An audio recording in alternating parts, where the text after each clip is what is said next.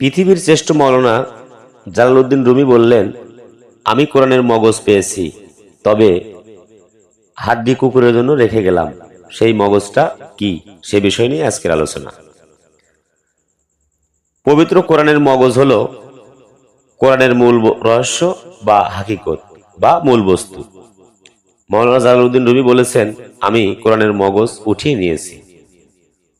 অর্থাৎ অলি আল্লাহর কাছে কোরআনের মূল রহস্য বা হাকিকত রয়েছে, আর হাড্ডি রাখা হয়েছে কুকুর ও শিয়ালের জন্য। আমাদের দেশে কুকুর মাংস পায় না, এক টুকরো হাড্ডি পেলেই সারা দিন রাত সেটা নিয়েই ব্যস্ত থাকে। আল্লামা রুমি বলেছেন বা বুঝতে চেয়েছেন, যারা কোরআনের মূল হাকিকত জানে না তারা কুকুরের তো সমতুল্য। কুকুর যেমন মগজ পায় না, তেমনি মারুফত শূন্য আলেমগণ কোরআনের হাকিকত বুঝতে সক্ষম হয় না।